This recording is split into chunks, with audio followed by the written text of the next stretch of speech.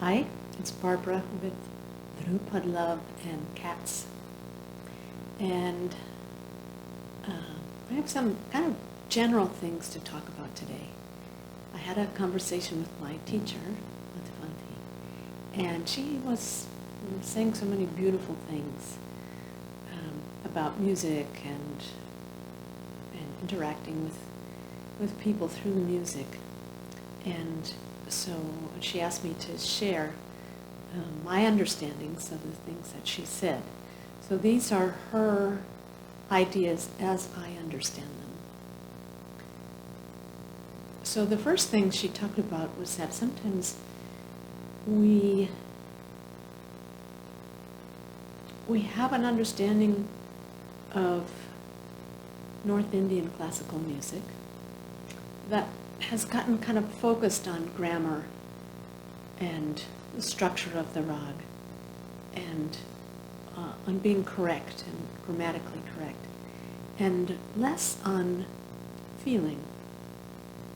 And her comment was that feeling is really the most important thing about a rag.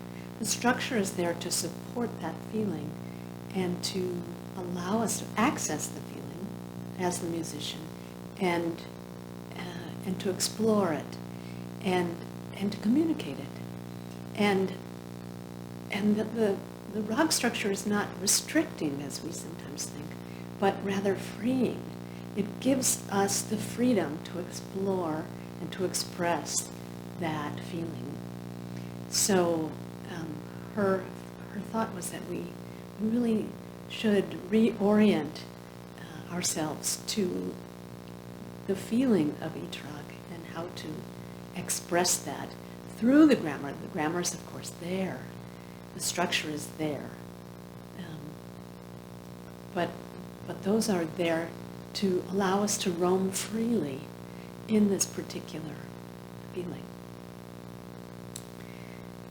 Another point she made was that for us as musicians, especially, maybe younger, not in age, but in our growth in the music, that we shouldn't worry about what other people think about our music. We're doing our best, and we are each expressing our own unique soul.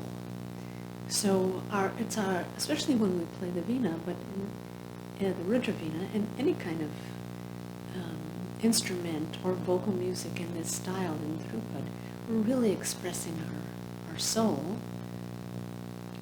expressing the feeling of the rag, and our soul is what is expressing that. And we each have a unique path, a unique way of expressing ourselves.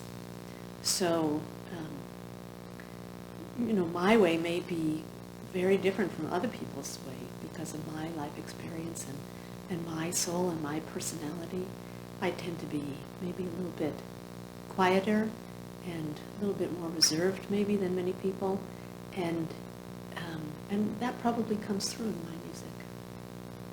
That would be different for someone who's very expressive, very emotive, and who has a very colorful soul and expression. That kind of a flower, you could say, would come out differently in music. And that's fine. That's fine. Everybody's expression is good. It's okay.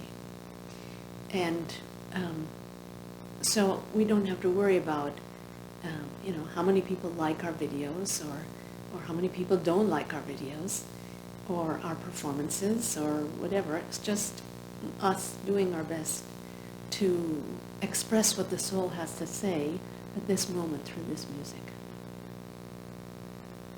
And similarly, we can cultivate an attitude of love towards all musicians and, of course, all beings generally.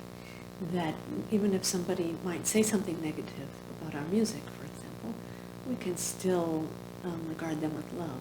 It's not necessary to bring other people down in order to promote ourselves. That was something she said that I really loved, that we don't ever want to bring anybody else down. That's not necessary. It's not helpful. doesn't work anyway. We can't elevate ourselves that way. The only way to really experience the music is through love, and to treat others with loving kindness as well, no matter what they think about us. Always regard them with love and treat them with love. So those were some of the main things that she talked about that I thought were so beautiful and worth sharing with other people who are interested in this music. And please, as always, feel free to share your comments and your understanding